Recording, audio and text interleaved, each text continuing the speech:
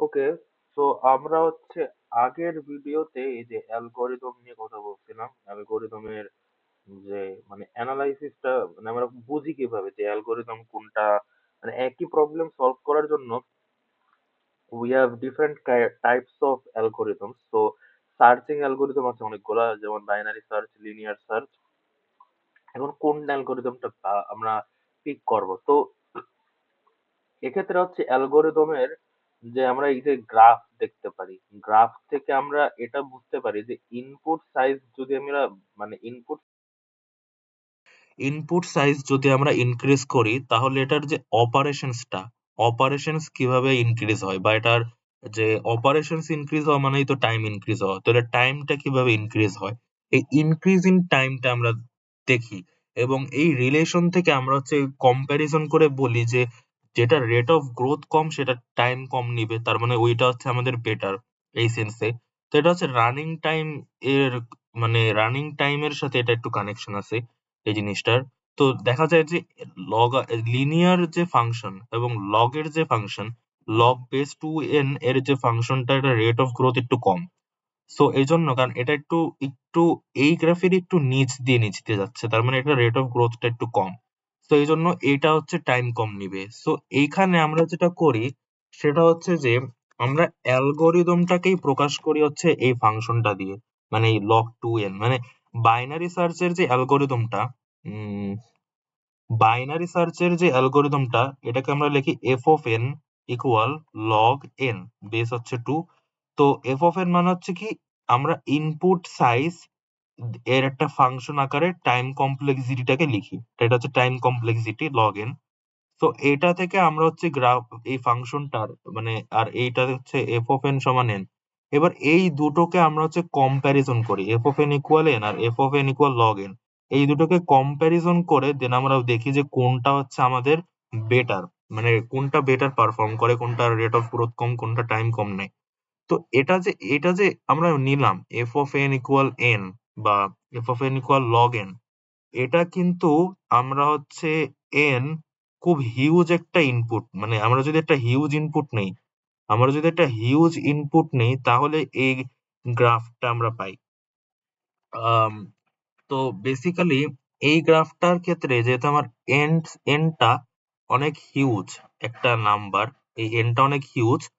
তো আম, এটা এটাকে এফ অফ এন ই বলা যেতে পারে। বাট তখন যদি এটা এফ অফ এন হয়, দেখা যাবে যে লগ এন এর সাথে আরো কিছু থাকবে, লগ এন এর সাথে হয়তো বা 1 থাকতে পারে। মানে এখানে যে লগ এন সংখ্যক স্টেপই পাবো এটা না, বাইনারি সার্চে লগ এন প্লাস 1 সংখ্যক স্টেপ পেতে পারি। মানে বেসিক্যালি লগ এন এর ভ্যালু ধরা যাক 6 আসলো, সাথে আর একটা 1 যোগ করে 7 পেলাম, 7টা স্টেপ লাগবে এরকম।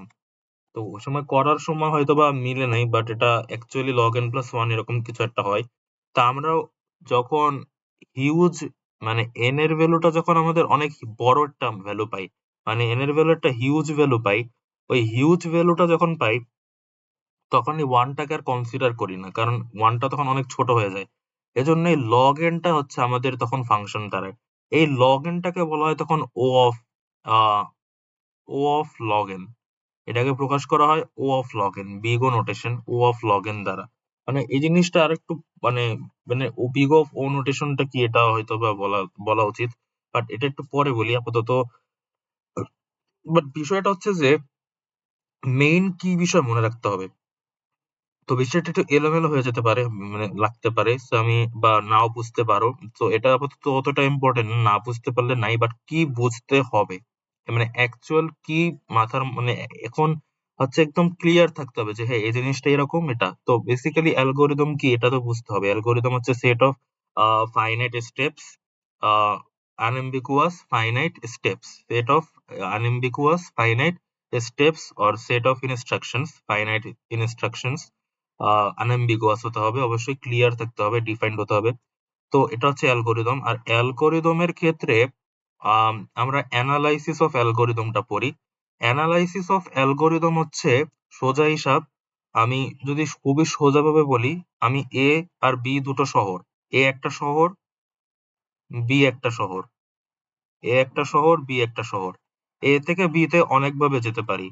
বাসে যেতে পারি, কারে যেতে পারি, তারপর আমি এরোপ্লেনে যেতে পারি।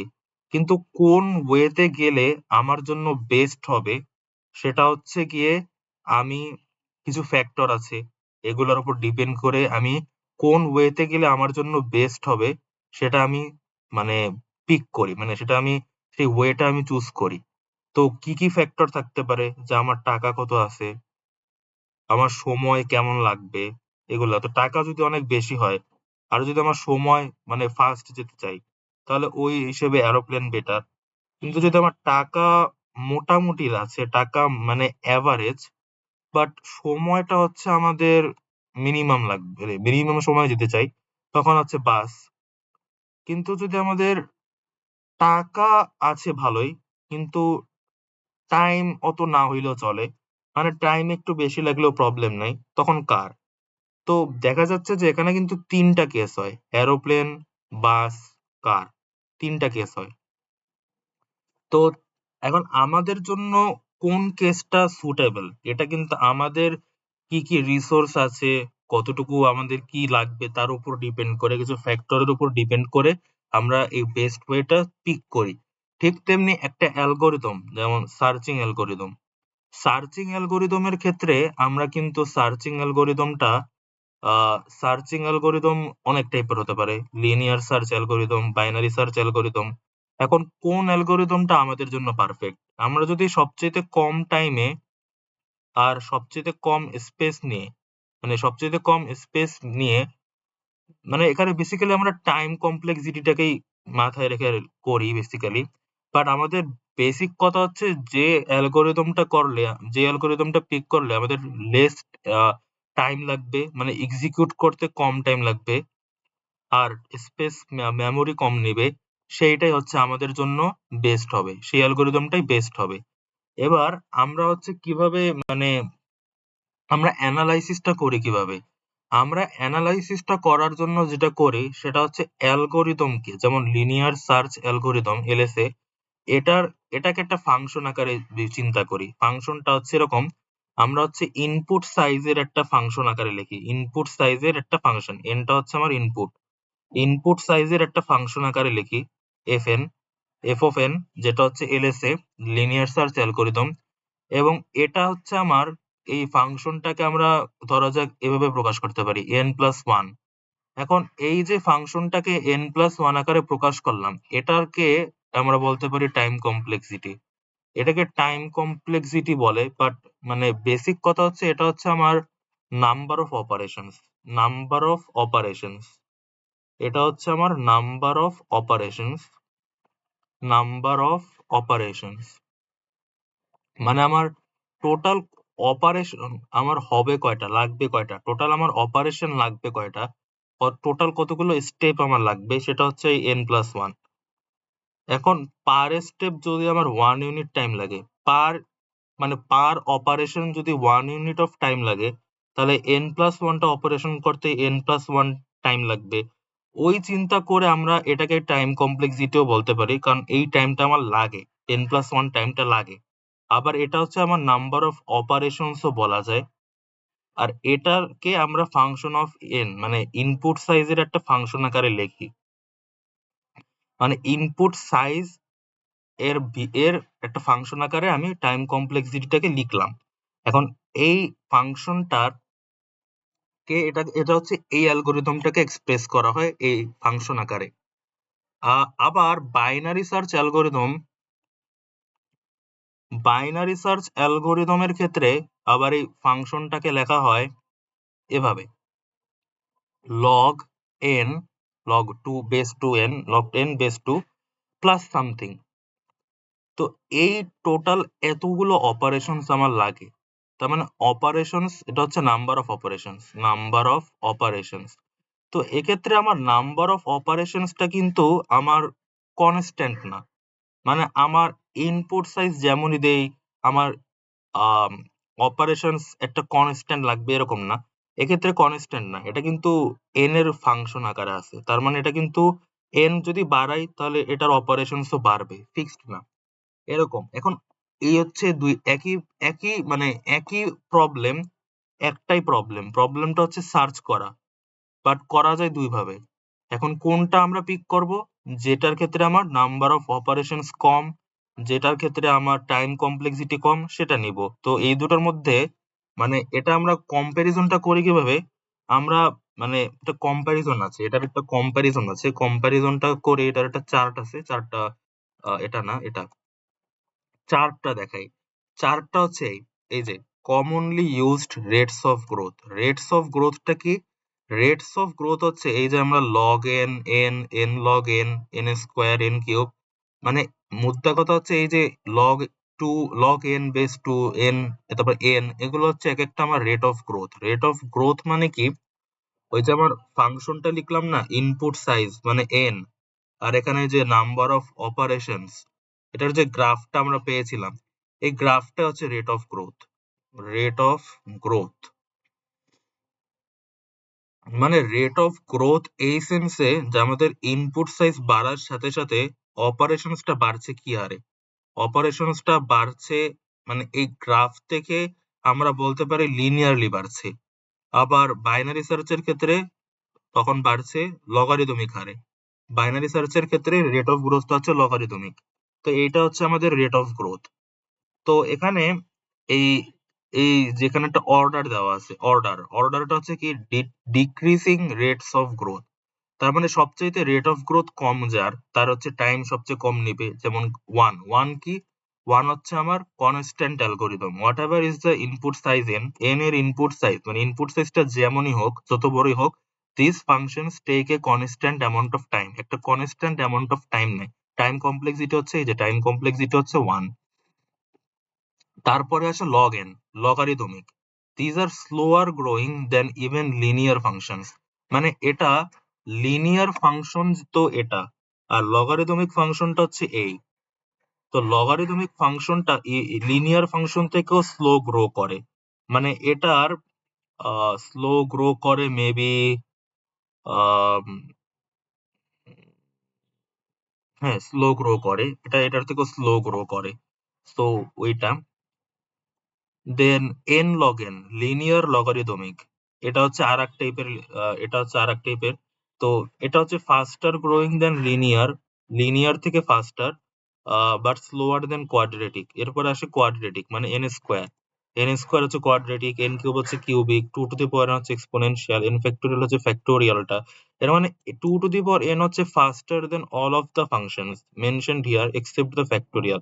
ফ্যাক্টোরিয়ালটা হচ্ছে সবচাইতে বেশি হয়, মানে ফ্যাক্টোরিয়ালটা ফাস্টেস্ট গ্রোয়িং। আর two to the power n হচ্ছে এরপরে সবচেয়ে ফাস্টেস্ট, এক্সপোনেনশিয়ালটা two to the power n. তো এখানে কিছু কথাবার্তা বলা আছে। এই যে রেট অফ গ্রোথ মানে এই যে এগুলা মানে আমরা যে ফাংশনটা লিখলাম, এই যে লগ এন বেস টু বা লগ বা এ এন, এগুলা নিয়ে কিছু কথাবার্তা আছে যে the rate at which the running time increases as a function of input size, মানে ইনপুট সাইজে বাড়ার সাথে সাথে ওই যে ফাংশনটা মানে এফ অফ এন যে হারে বাড়ে, ওই রেটটা হচ্ছে আমাদের রেট অফ গ্রোথ। তো rate of growth, let us assume that you go to a shop. তো আপাতত আমরা ওই ফাংশনটাই মানে রেট অফ গ্রোথ আকারে চিন্তা করতে পারি, কারণ রেট অফ গ্রোথ দেখে যা বুঝবো ফাংশনটা দেখে ওই সেম জিনিসই বুঝবো। আমাদের বুঝাটাই মেন। তো ওটাই হচ্ছে রেট অফ গ্রোথ। বেসিক কথা ফাংশনটা মানে এখানে রেট অফ গ্রোথ ফাংশনটা না, বাট আমরা ধরতে পারি মানে বোঝার জন্য ওইটা রেট অফ গ্রোথ এর মতোই ধরা যায়। তো late us assume, so let us assume that you go to a shop, আর একটু ছোট করে এটা, let us assume that you go to a shop to buy a car and a bicycle. If your friend sees you there and asks what you are buying, then in general you say buying a car. uh, this is because the cost of the car is high compared to the cost of the bicycle. ধরো তুমি একটা দোকানে গিয়ে একটা গাড়ি কিনছো, গাড়ির দাম ধরা যাক 30 লাখ, আর একটা বাইসাইকেল কিনবা, সেটার দাম ধরো হচ্ছে 10,000 20,000 সামথিং। তো তোমাকে যখন জিজ্ঞেস করবে যে তুমি কি কিনতে আসছো, তুমি তখন বলবা যে আমি কার কিনতে আসছি, কারণ কার ওটাই তো আমার মেইন, মানে আমার কার কেনাটাই হচ্ছে মেইন। বাইসাইকেল হচ্ছে ওইটাও সাথে আছে, বাট মেইন হচ্ছে আমার কার। কেন? কারণ কারণ এটার মেইন কারণ হচ্ছে this is because the cost of the car is high compare to the cost of the bicycle. এবার তাহলে আমাদের টোটাল কস্টটা হচ্ছে কিন্তু আসলে কস্ট অফ দ্য কার আর কস্ট অফ দ্য বাইসাইকেল। কিন্তু আমরা টোটাল কস্টটাকে অ্যাপ্রক্সিমেট করতে পারি কস্ট অফ দ্য কারের সাহায্যে। For the above mentioned example, we can represent the cost of the car and the cost of the bicycle in terms of function, and for a given function, we ignore the lower order terms that are relatively insignificant for large value of input size n. তো আমাদের যে এই total কস্টটাকে একটা ফাংশনের সাহায্যে তারা প্রকাশ করলো, সেটা হচ্ছে n⁴ plus 2n square plus 100n plus 500। তো আমরা ধরতে পারি যে, ধরা যাক আমাদের যে ফাংশনটা এই n4 plus 2n square plus 100 plus 500, ধরা যাক কোনো একটা অ্যালগোরিদম, মানে কোনো একটা অ্যালগোরিদম যেটা আচ্ছা আমি একটু ঠিক করে নিই।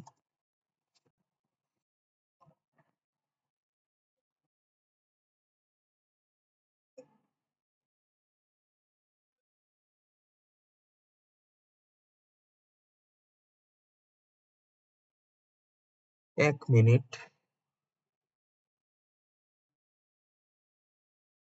ওকে, মেবি এটা না, আচ্ছা যাই হোক। তো ধরা যাক আমাদের যে ফাংশনটা, কোনো একটা ধরো প্রবলেম সলভ করছি, তার জন্য একটা অ্যালগোরিদম আছে।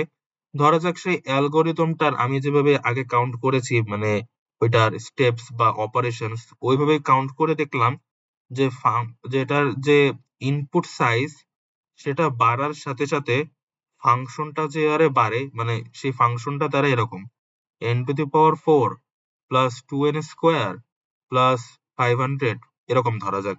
তো এক্সাক্ট ওটাই নেই, বোঝার জন্য বেটার হবে n² 2n square plus 100n plus 500। ওকে, প্লাস 100n প্লাস 500। তো এই ফাংশনটার ক্ষেত্রে এটা হচ্ছে আমার মেইন ফাংশনটা, মেইন যে ফাংশনটা। এখন বিষয়টা হচ্ছে যে n এর ভ্যালু যদি আমি খুব বড় একটা হিউজ ভ্যালু নিই, n এর ভ্যালু ধরা যাক 10⁶ নিলাম। এখন n এর ভ্যালু যদি আমি 10⁶ নেই, তাহলে 10⁶ তার পাওয়ার আবার 4 প্লাস 2 ইন্টু 10⁶ তার পাওয়ারে আবার 2, তারপরে 100 ইন্টু 10⁶, মানে 10⁸ সোজা হিসাব, আর এখানে একটা 500। এখন তাহলে এটা আসে কত, 10⁻24 প্লাস 2 ইন্টু 10⁻12 প্লাস 10⁸ প্লাস 500। এখন 10⁻24টা হচ্ছে মানে, আর 10 ইন্টু 10⁻12 টাইমস 2 এটা হচ্ছে কিরকম, যদি আমাদের কাছে 500 টাকা থাকে, ধরা যাক আমাদের কাছে যদি 500 টাকা থাকে, তার অর্ধেক হচ্ছে 250 টাকা। তার অর্ধেক হচ্ছে ধরা যাক এরকম 500 টাকায় 2টা শূন্য আছে, তাহলে এটা হচ্ছে 5 ইন্টু 10⁻2। ধরা যাক আমি যদি একটা শূন্য, তাহলে আমরা যদি 10 টাকার চিন্তা করি, 10 টাকা হচ্ছে 10⁻1, তো 2 এর অর্ধেক 1, তাহলে 500 টাকা প্লাস এই 10 টাকা। তা আমরা কি 510 টাকা যখন চিন্তা করি, তখন আমরা কি 500 টাকা অ্যাপ্রক্সিমেট করে বলতে পারি না? মানে আমার কাছে 500 টাকা আছে, প্রায় 500 টাকা আছে, মানে 510 টাকা হতে পারে, বাট আমি 500 টাকা অ্যাপ্রক্সিমেট করে বললাম। ঠিক তেমনি আমাদের কাছে 10⁻24 আছে। এখন আমি 10⁻24 এর সাথে যে 12 এটা আছে, বাট আমি যদি অ্যাপ্রক্সিমেট করে বলি, অ্যাপ্রক্সিমেট করে বললে 10⁻24 বলা যায় না? সাতের এই 10⁸ মানে ধরা যাক 10 টাকার সাথে 2 টাকাও আছে, 10 টাকার সাথে 2 টাকাও আছে, আর 1 টাকাও আছে, ওগুলা তো গোনার মধ্যেই নাই। তো আমি ওই 10⁻24 আমি যদি বলি আমার ইনপুট সাইজ যদি অনেক হিউজ হয়ে যায়, তখন আমার কাছে অ্যাপ্রক্সিমেটলি আমি 10⁻24টা অপারেশন আমি পারফর্ম করছি, 10⁻24টা অপারেশনস পারফর্ম করছি। তো এই যে 10⁻24টা অপারেশনস পারফর্ম করছি, এটা আমি অ্যাপ্রক্সিমেট করে বললাম। এক্ষেত্রে আমার অ্যাপ্রক্সিমেট করলে এটা দাঁড়ায় n⁻4। অর্থাৎ আমাদের যে ফাংশনের যে গ্রাফটা, সেটা আমি চাইলে n⁻4 নিতে পারি এই লোয়ার অর্ডার টার্ম গুলো বাদ দিতে। হায়ার অর্ডার কোনটা? সবচেয়ে হাইয়েস্ট পাওয়ার 4। লোয়ার অর্ডার কোনগুলো? এই 2, এই 1, আর এখানে n⁻0, মানে এটা লোয়ার টার্ম বা কনস্ট্যান্ট টার্ম। তো এখানে হচ্ছে আমরা হচ্ছে হায়ার অর্ডার টার্মটা নিই n⁻4, যেটা হচ্ছে একটা অ্যাপ্রক্সিমেশন। এটা হচ্ছে এখানে ওটার কথাই বলা হচ্ছে যে যে কই গেল যে for a given function ignore the low order terms that are relatively insignificant for large value of input size n. As an example, in the case below, n to the power 4, 2n square, 100n, 10 and 500 are the individual costs of some functions, and approximate to n to the power 4 since n to the power 4 is the highest rate of growth. তাহলে এটাকে আমি approximate করতে পারি n to the power 4 A n to the power 4 plus 2n square plus 100n plus 500 এটাকে approximate করতে পারি n to the power 4 এ। এবার এখানে এই অ্যাপ্রক্সিমেশনটা করে ফায়দা কি হলো? অ্যাপ্রক্সিমেশনটা করে ফায়দাটা হলো এই যে এখন আমি f of n কে আগে লিখতাম n to the power 4 plus 2n square plus 100n plus 500, but এটাকে যখন আমি n to the power 4 আকারে লিখি, এটা হচ্ছে আমার একটা মানে হাইয়েস্ট রেট অফ গ্রোথ। এটা হচ্ছে আমার highest rate of growth. Highest rate of growth. এটা হচ্ছে আমার highest rate of growth. Highest rate of growth. অর্থাৎ এই ফাংশনটা যখন আমি n এর ভ্যালু খুব হিউজ একটা n এর একটা অনেক হিউজ একটা ভ্যালু দেবো, যেমন 10 to the power 6, অনেক হিউজ একটা নাম্বার, তখন এই ফাংশনটা n to the power 4 এর খুব কাছাকাছি হবে কিছু আর। মানে f of n ধরা যাক এরকম, n to the power 4 ধরা যাক এরকম কিছু একটা হবে। মানে এই দুটো ফাংশন প্রায় কাছাকাছি, কারণ n এর ভ্যালু অনেক হিউজ। n এর ভ্যালু অনেক হিউজ। n এর ভ্যালু যদি আমি ছোট ভ্যালু নেই, n এর ভ্যালু 10 নেই, 20 নেই, 120 নেই, তখন তো এই f of n ই চলবে, সমস্যা নেই। বাট যখন n এর ভ্যালু অনেক হিউজ নেই, আর আমরা n এর অনেক হিউজ একটা ভ্যালু নিয়ে কাজ করি, মানে যখন একটা অ্যালগরিদমকে আমরা পিক করি, তখন আমরা ছোট ছোট নাম্বারের দিয়ে পিক করবো না, একটা হিউজ নাম্বার নিব ইনপুট সাইজ আকারে, দেন আমরা অ্যাপ্রক্সিমেট করে এরকম একটা পাবো n to the power 4। তো ধরা যাক একটা অ্যালগরিদমের জন্য পেলাম n to the power 4, আর একটার জন্য পেলাম n, কোনটার মানে রেট অফ গ্রোথ বেশি? n to the power 4 এর রেট অফ গ্রোথ বেশি। কিভাবে বুঝলাম? এটা বোঝা যায়, বাট এখানে সহজভাবে বলতে গেলে এই যে n to the power 4 তো নাই, n to the power cube আছে। n to the power cube আর n হচ্ছে এর উপরে, মানে এই যে n হচ্ছে নিচে এখানে আসে। এটা হচ্ছে নিচের গুলা হচ্ছে যত নিচে যাব তত আমার রেট অফ গ্রোথ ডিক্রিজ হবে। তাহলে n এর উপরে হচ্ছে n স্কোয়ার, তার উপরে হচ্ছে এটার উপরে আছে n স্কোয়ার। তো n স্কোয়ার এর রেট অফ গ্রোথ n থেকে বড়, তাহলে n to the power 4 এরটা তো আর একটু বড় হবে। তো এখান থেকে আমরা বলতে পারি যেহেতু n এর রেট অফ গ্রোথ কম, তাই এটা বেশি পারফেক্ট, এটা পারফেক্ট। তো এটা হচ্ছে আমার বেসিক কথা। মানে এখানে হচ্ছে কম্পারিজনটা এভাবে করা হয়। বাট এটা আমার এখানে আরো ডিটেইলস অনেক কথাবার্তা আছে। মানে ডিটেইলস এ যদি যাই তাহলে এখানে আরো অনেক বিষয়বস্তু আছে যেগুলো বোঝা লাগবে। তো সেটা আমি আম তো আমি হচ্ছে কিছু বিষয় এখানে বলি। একটা হচ্ছে যে আমাদের একটা অ্যালগরিদম কনস্ট্যান্ট অ্যালগরিদম হতে পারে। Constant algorithm, constant algorithm, constant algorithm. একটা হতে পারে কনস্ট্যান্ট অ্যালগরিদম। আচ্ছা, এই বিষয়গুলো আমি বলবো। আরেকটা হতে পারে linear algorithm, linear algorithm, linear algorithm, linear algorithm. Then হতে পারে logarithmic algorithm, logarithmic algorithm, logarithmic algorithm. Then হতে পারে কোয়াড্রেটিক অ্যালগরিদম, কোয়াড্রেটিক অ্যালগরিদম, এই যে ফাংশনটার ভিত্তিতে কোয়াড্রেটিক অ্যালগরিদম। দেন হতে পারে exponential algorithm, exponential algorithm, exponential algorithm. তো বেসিক্যালি এটা হচ্ছে যত নিচের দিকে যাব তত আমার রেট অফ গ্রোথটা বাড়বে, তত আমার রেট অফ গ্রোথটা হচ্ছে ইনক্রিজ হবে, রেট অফ গ্রোথটা ইনক্রিজ হবে। তো আপাতত এতটুকুই, মানে এটাই হচ্ছে মেইন কথা, এটা একটু মাথায় রাখলে ভালো। এরপরে আমরা অ্যানালাইসিস অফ অ্যালগরিদম এর মধ্যে আর একটা পার্ট হচ্ছে asymptotic analysis, asymptotic analysis. Analysis of অ্যালগরিদমটা হচ্ছে কি f of n equal n to the power 4 plus 2n square plus 100n plus 500, এই ফাংশনটা এর এই যে এটা আছে না, এটা হচ্ছে আমাকে exact operation, number of operation দেয়। এক্সাক্ট নাম্বার অফ অপারেশনস দেয়, এক্সাক্ট নাম্বার অফ অপারেশনস, মানে এই ফাংশন এই অ্যালগোরিদমটার এক্সাক্ট কতগুলো অপারেশন আমার এক্সিকিউট হবে বা প্রসেসিং হবে যদি ইনপুট সাইজ দেই কোন একটা n দেই। বাট অ্যাসিম্পটোটিক অ্যানালাইসিস এর ক্ষেত্রে কি হয়, অ্যাসিম্পটোটিক অ্যানালাইসিসে আমি এক্সাক্ট টাইম নিয়ে কাজ করি না, এক্সাক্ট নাম্বার অফ অপারেশনস বলি বা এক্সাক্ট টাইম বলি, এই এক্সাক্ট টাইম নিয়ে আমি কাজ করি না, এক্সাক্ট টাইম নিয়ে কাজ করি না, এক্সাক্ট টাইম নিয়ে কাজ করি না। অ্যাসিম্পটোটিক অ্যানালাইসিসে আমরা n কে খুব হিউজ একটা নাম্বার নিই, একটা হিউজ নাম্বার নিই।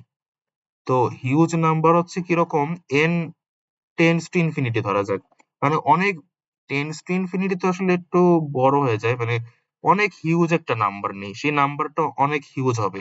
তো ওই হিউজ নাম্বারের জন্য, যেমন 10⁶, আমি এফ অফ এন কে যে অ্যাপ্রক্সিমেট করেছিলাম না n⁴ এ হিউজ নাম্বারের জন্য, এই হিউজ নাম্বারের জন্য যে আমি এটাকে অ্যাপ্রক্সিমেট করে বের করলাম, এই n⁴ এর সাথে দেন আমি যে কম্পেয়ার করলাম n এর, এই কম্প্যারিজনটাই হচ্ছে অ্যাসিম্পটোটিক অ্যানালাইসিস, এই কম্প্যারিজনটা হচ্ছে অ্যাসিম্পটোটিক অ্যানালাইসিস।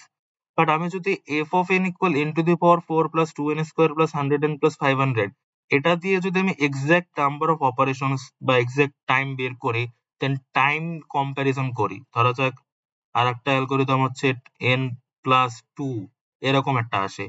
তো এটার ক্ষেত্রে যদি আমি এটার ক্ষেত্রে অ্যাসিম্পটোটিক অ্যানালাইসিস করলে আমি এটাকে অ্যাপ্রক্সিমেট করতে পারি n এ। তো তখন এই n আর n⁴ এর মধ্যে করলে অ্যাসিম্পটোটিক, যদি পুরাটা নিয়ে করি মানে এই n⁴ plus 2n² plus 100n plus 500 exact number of time, আর যদি এই n+2 এটার ক্ষেত্রে এক্সাক্ট নাম্বার অফ টাইম, এই দুটোর মধ্যে কম্প্যারিজন করি, ওইটা থেকে আমি হচ্ছে বা ওটা হচ্ছে অ্যানালাইসিস অফ অ্যালগরিদম, ওইটা হচ্ছে analysis of algorithm, analysis of algorithm, analysis of algorithm, algo. আর এটা হচ্ছে অ্যাসিম্পটোটিক অ্যানালাইসিস, যেখানে n অনেক হিউজ হবে একটা নাম্বার, ওখান থেকে n⁴ পাই, এখানে n পাই, এই দুটোর মধ্যে তখন কম্পারিজন করি, এটা হচ্ছে অ্যাসিম্পটোটিক অ্যানালাইসিস। ওকে, আপাতত এটাই বোঝানোর ছিল। এখন আম, এখন আসবে খুবই ইম্পর্টেন্ট কিছু বিষয়, কিছু টার্ম, এগুলো আমাদের বুঝতে হবে, এগুলা কি বুঝায়।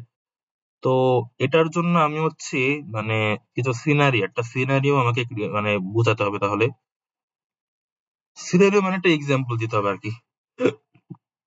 তো এক্সাম্পলটা আজকে দিব কিনা আমি বুঝতেছি না, আই ডোন্ট নো কতক্ষণ হইলো। 28 মিনিটের মতো হয়ে গিয়েছে, অনেক বড় হয়ে যাবে। আচ্ছা, ভিডিওটা আপাতত এ পর্যন্তই থাকুক। আপাতত পরের ভিডিওতে হচ্ছে আমি এই মানে আপাতত অ্যানালাইসিস অফ অ্যালগরিদম পর্যন্ত আমাদের ক্লিয়ার। অ্যানালাইসিস অফ অ্যালগরিদম কি, অ্যাসিম্পটোটিক অ্যানালাইসিসটা মেবি হালকা পাতলা শুরু করেছিলাম, এটা মানে শুরু করেছি। অ্যাসিম্পটোটিক অ্যানালাইসিসটা তো আমরা বুঝছি কি, যখন এন আমাদের হিউজ একটা ইনপুট সাইজ নিব। তো বেসিক্যালি এটা নিয়ে একটু কথাবার্তা বলার আছে, আর ইনপুট সাইজ নিয়েও কথাবার্তা বলার আছে। ইনপুট সাইজটা বলি নেই কি ছিল, তো ইনপুট সাইজটা নিয়ে একটু কথাবার্তা বলার আছে। তো আপাতত থাকুক এতটুকুই, তাও পরের ভিডিওতে হচ্ছে এটা নিয়ে আরো মানে বলবো। পরের ভিডিওটা মেবি 1 ঘন্টা লম্বা করব, আর ওইখানে হচ্ছে অ্যাসিম্পটোটিক অ্যানালাইসিস কি, সিনারিওটা কি, ইনপুট সাইজ কি, দেন আরো কিছু টার্ম আছে, 3টা বড় বড় টার্ম আছে, ওইগুলা ওগুলা বুঝাবো। দেন আচ্ছা, আপাতত এ পর্যন্তই থাকুক। তো এরপরে পরবর্তীতে দেখা হবে।